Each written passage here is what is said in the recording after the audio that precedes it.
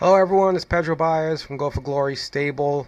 Today is August 17th, 2025. I'm the managing partner uh, and founder of Go for Glory Stable. And basically, what we do is we allow people to invest in racehorses for as little as 1%, usually up to 25%.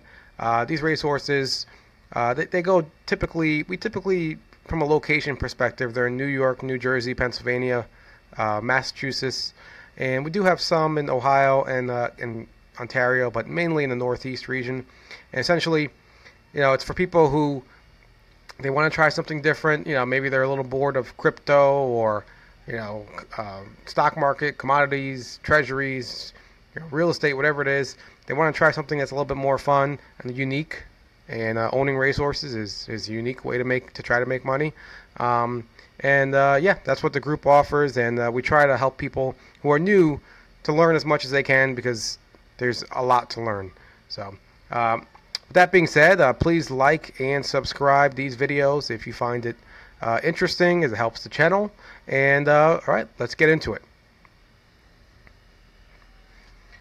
All right, so this video is the summary video. So overall, this past week, it was pretty good. I mean, it ended very well. We had a win yesterday with one of our top racehorses, Enola, and and a lot of new people actually jumped on her.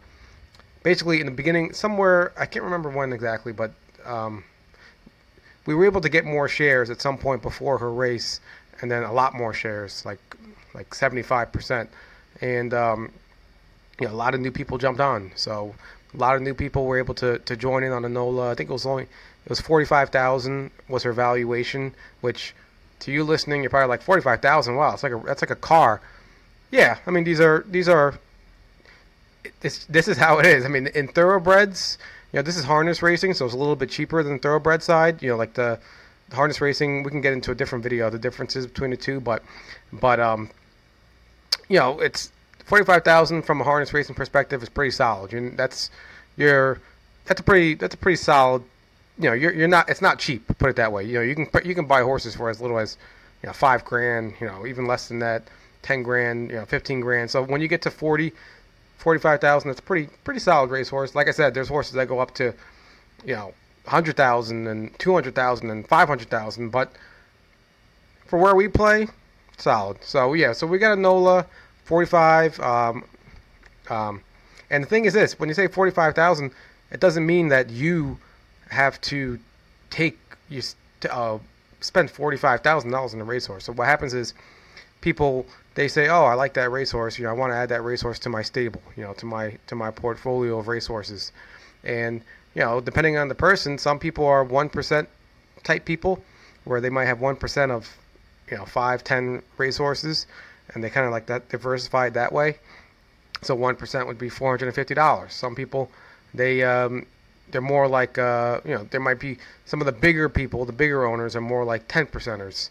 So they'll say, "Oh, I'll take 10%, so that's 4,500." Some people are more, and then once you get, that's usually kind of like the you fit 10, 15, you get a couple of 25%ers here and there. Those are usually kind of for specific reasons that they might want the racehorse. But that's typically how it goes. So when I say 45,000, that's the price of the horse in total. But the price that people are actually buying into that horse is a lot less. So anyway, so that was a long kind of side tangent on talking about this racehorse that was sold. But her name was Enola. She raced great. She won on Saturday. She won a big race at Tioga Downs, which is in like Binghamton area in New York, and she did great. So right now though, so that's from a racehorse perspective. A lot of the other horses did well. I'm not going to get into them right now, but we had the key, like I always say, is it's kind of like a stock portfolio, which is you just kind of hope the good outweighs the bad. You never. It's very rare you're going to have every single horse winning races, having a great week. It just doesn't happen. You're going to have horses that have bad posts. They're sick, bad. There could be a rough trip, rough drive. It could be a whole host of reasons. So I always say, if you're always trying to just hope that the good outweighs the bad, good outweighed the bad this week. So from a racehorse perspective. From uh, baby perspective, yearling. So basically, these are like the 1-year-olds that we're looking at that will be 2-year-olds in 2026 and 3-year-olds in 2027. Those are the potential stakes racehorses. Those horses, that's kind of like the focal point right now. So a lot of people talking to me about they want some more racehorses.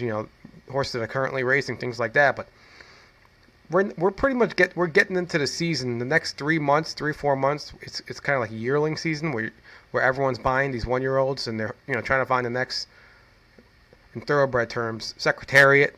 So in harness racing, it's more like some beach somewhere, and there's some other horses that you guys are familiar with.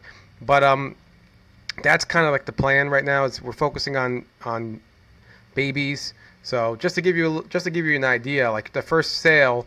And we're still thinking about it. The first sale is August 26th, which is a little bit over a week from today. And there's one horse that we're looking at in there. So that's one sale that we're looking at. There's the Goshen sale, which I just had right here, which is about a little bit less than a month from now on September 15th. So we're looking at horses in there. So right now, that's kind of the focus.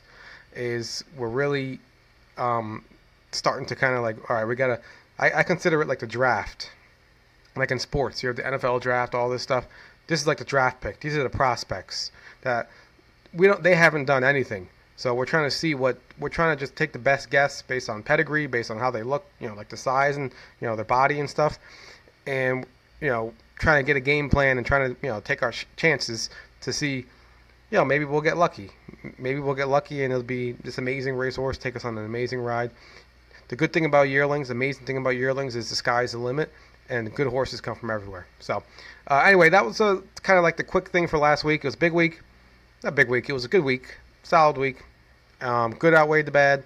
Racehorses did well. Kind of getting our minds wrapped around the yearlings game plan.